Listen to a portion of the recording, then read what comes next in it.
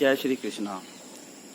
आज मैं होशियारपुर में श्री हिंदू गोरक्षणी सभा गौशाला में आया हूँ। ये गौशाला 1903 में स्थापित की गई है और आज हम गौशाला में भ्रमण करेंगे। गौशाला की इतनी महानता है, अगर हम गौ माता की प्रदक्षिणा कर लें एक दफ़ा तो हमें चारों तीर्थों का पुण्य प्राप्त हो जाता है। गौ माता के चारों पांव 4 तीर्थ स्थान के बराबर हैं। और आज हमारे साथ हमारे एक साथी हैं जिन्हें मैं आपसे मिलवाना चाहता हूं। श्री दिलाराम जी, PhD संस्कृत। ये हमें आज गौ माता की सेवा से हमें क्या फल प्राप्त होता है और हमारे लोक परलोक में हमें इसका क्या पुण्य प्राप्त होता है, इस बारे में हमें विस्तार से हमें बताएंगे और इस बारे में हम चर्चा करेंगे। जय श्री कृष्णा।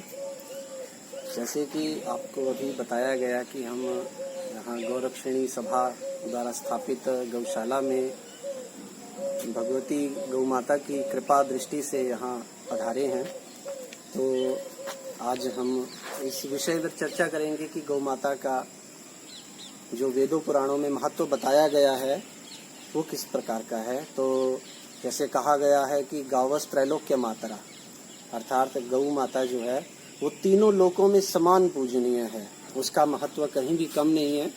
तो इस प्रकार से और भी तुलसीदास जी ने भी कहा है कि विप्रधेनु सुर संत हित लीन मनुज अवतार, निज इच्छा निर्मित तनु माया गुण गोपाल। तो उनके अनुसार भी भगवान जी अवतार लेते हैं ब्राह्मण गौ माता इनकी रक्षा के लिए।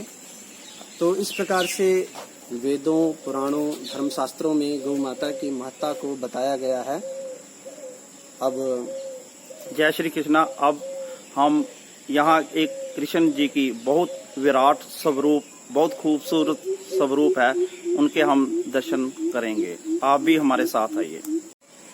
श्री कृष्ण गोविंद हरे मुरारे, नाथ नारायण वासुदेवा, पितमात स्वामी सखा हमारे, पितमात स्वामी सखा हमारे, नाथ नारायण वासुदेवा, श्री कृष्ण गोविंद हरे मुरारे, हे नाथ नारायण वासुदेवा, राधे कृष्णा कृष्णा कृष्णा। जय श्री कृष्णा। अब हम गौ माता के दर्शनों के लिए चलते हैं और ये देखिए यहाँ वट वृक्ष के नीचे पक्षियों के पानी के लिए ये कितना अच्छा इंतजाम किया है, बहुत ही सुंदर। और यहाँ आप पक्षियों की चहचहाट आप सुन रहे होंगे और काफ़ी वट वृक्ष यहाँ पर हैं जहाँ पर शाम को पक्षी चहचहा रहे हैं। और गौ माता के साथ प्रकृति की पूरी यहाँ पर कृपा है। और अब हम जहाँ चारे की व्यवस्था है गौ माता के लिए, अब हम वहाँ आ गए हैं। ये जगह आपको दिखाना चाहूँगा, ये देखिए। ये सभी आप भक्तों की ही सहयोग से ये इतनी अच्छी व्यवस्था चल रही है। ये सभी से विनम्र प्रार्थना है कि सभी गौशाला में अपनी दान राशि से सहयोग करें, जिससे कि ये व्यवस्था ऐसे ही आगे भी चलती रहे। और देखिए कितना अच्छे इन्होंने चारा व्यवस्था की हुई है। यहाँ इलेक्ट्रिक 2 मशीनें लगी हैं और ये देखिए काफ़ी चारा पड़ा है। और ये सब आप सभी लोगों के दान से संभव हो सका है। जय श्री कृष्णा। ये देखिए गौ माता जी के दर्शन कीजिए। सभी रंगों की माताएं यहाँ पर हैं, सफ़ेद, भूरे, काले रंग की सभी। ये देख कितनी भोली लग रही हैं। जय माता दी, जय गौ माता, जय हो। जय श्री कृष्ण, जय श्री कृष्ण। जय श्री कृष्ण। जय हो। जय श्री कृष्णा। गौ माता का बहुत महत्व है, ये सभी लोग जानते हैं। गौ माता का जो कुबड़ होता है उसमें सूर्य केतु की नाड़ी होती है। जब सूर्य किरण उन पर पड़ती है तो उन किरणों के प्रभाव से दूध का रंग पीला हो जाता है और दूध में स्वर्ण की मात्रा बढ़ जाती है। इसलिए इस दूध को सभी पौष्टिक आहार के लिए माना गया है। तभी गौ के दूध को अमृत तुल्य समझा जाता है। और अब मैं श्री दिलाराम जी से पूछना चाहूँगा कि गौ माता की सेवा करने से हमें ज्योतिष शास्त्र के अनुसार हमें क्या लाभ मिलता है और हमारे ग्रह दोष कैसे दूर होते हैं। श्री दिलाराम जी। जय श्री कृष्णा। जैसे कि ज्योतिष शास्त्र में भी भगवती गौ माता की सेवा के लिए बताया गया है कि प्रतिदिन भगवती के इस कामधेनु स्वरूप का सभी को ध्यान पूजन सब करना चाहिए, चारा आदि से उनकी सेवा करनी चाहिए, इसके बारे में बताया गया है। तो इसको मैं आगे विस्तार से बताते हुए कहना चाहता हूँ कि रवि अर्थात सूर्य ग्रह की शांति के लिए रविवार के दिन गौ माता को चारा आदि तथा गुड़ आदि से भगवती की सेवा करें, जिससे कि आपके सरकारी क्षेत्र में जैसे मुकदमा आदि है या कोई और जैसे आपका सरकारी क्षेत्र में काम रुका हुआ है उसको सही करने के लिए भगवती का आशीर्वाद प्राप्त करें। तथा इसी के साथ यदि किसी के पिता को शारीरिक कष्ट है या किसी और चिंताओं से ग्रसित हैं उनके पिता, तो वो भी भगवती को रविवार के दिन चारा आदि से प्रसन्न करें तो अवश्य भगवती की कृपा होगी। तथा अब मैं चंद्र ग्रह के बारे में कहना चाहता हूँ कि सोमवार के दिन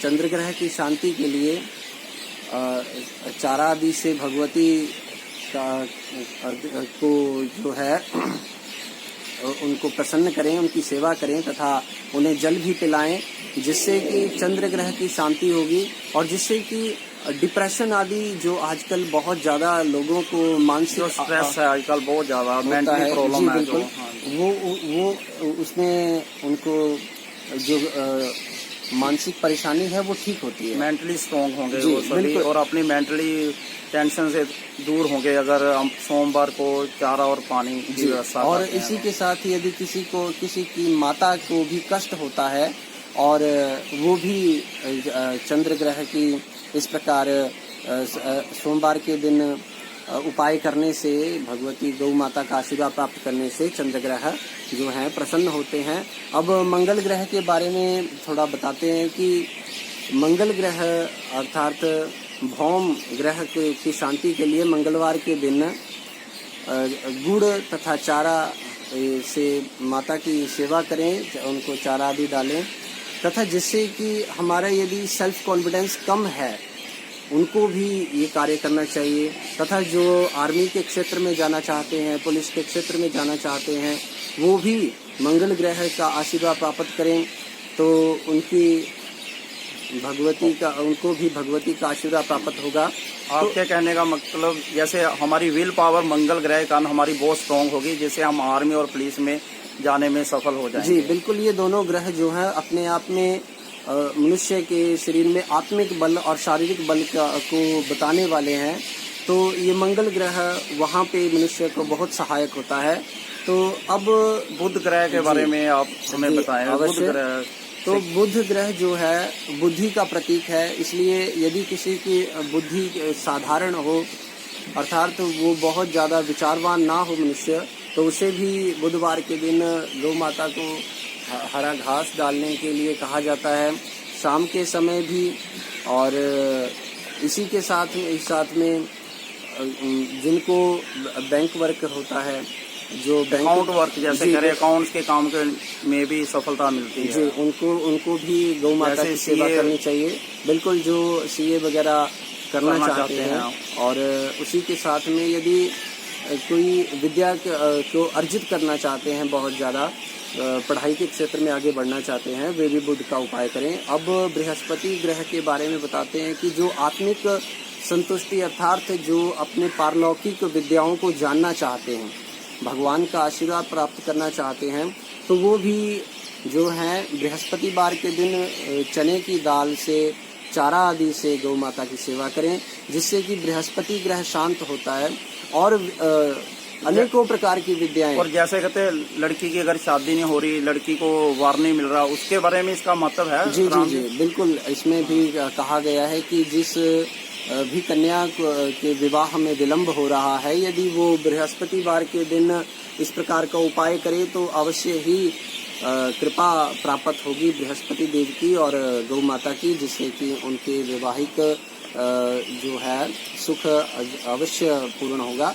और इसी के साथ शुक्र देवता के ग्रह की शांति के लिए कहा गया है कि जिन्हें सांसारिक सुख चाहिए, जैसे वाहन आदि का सुख हो तथा उनके लग्जरी लाइफ जैसे आप कहते हैं, अगर प्राप्त करना चाहते हो शुक्रवार को गौ माता की सेवा करें। जी बिल्कुल, और घर गृह जिन्हें अपना बनाना है वो भी भगवती गौ माता की सेवा पूजना करें शुक्रवार के दिन, जिससे कि उनका जो है बहुत ही ज्यादा लाभ प्राप्त होगा। और इसी प्रकार शनि ग्रह के बारे में कहा गया है कि जैसे आजकल के समय में बहुत ज्यादा प्रकोप हो रहा है लोगों को शनि का, क्योंकि सरस्वती ढैया तो सभी की कुंडलियों में कभी न कभी तो अवश्य आता है, जिससे कि शनि ग्रह बुरा प्रभाव डालते हैं। तो उनको उसको ठीक करने के लिए शनिवार के दिन गौ माता को उसी प्रकार चारा आदि से सेवा करें तथा अवश्य गौ माता का आशीर्वाद प्राप्त करें, जिससे कि शनि ग्रह की शांति होगी। और जैसे कहा गया भी, जैसे अगर राहु केतु का कोई भी दोष हो तो हमें गौशाला में नगद दान करना चाहिए, हमें पैसे देने चाहिए, और जिनके आपके पैसों से वहाँ की व्यवस्था चले, गौ माता के लिए जल, चारे और बिजली सभी का प्रबंध हो। और राहु केतु की अगर आप दशा सुधारना चाहते हैं तो गौशाला में दान नगद रूप में जरूर दें। जी बिल्कुल, ये आपका क्या ख्याल है? जी जी जी बिल्कुल ऐसा ही है, क्योंकि देखिए जो गौशाला में व्यवस्था की जाती है भक्तों के द्वारा, यहाँ के व्यवस्थापकों के द्वारा, तो वहाँ पे पानी की व्यवस्था, बिजली की व्यवस्था, ये सभी में धन की का व्यय होता है। तो इसलिए राहु और केतु के ग्रह की शांति के लिए ऐसा कहा गया है कि यदि आप वहाँ पे धन राशि का दान करते हैं, जिससे कि राहु केतु की भी शांति होती है। और हमने कोशिश की है कुछ आपको बताने के लिए, आपसे शेयर करने के लिए हमने चर्चा की है।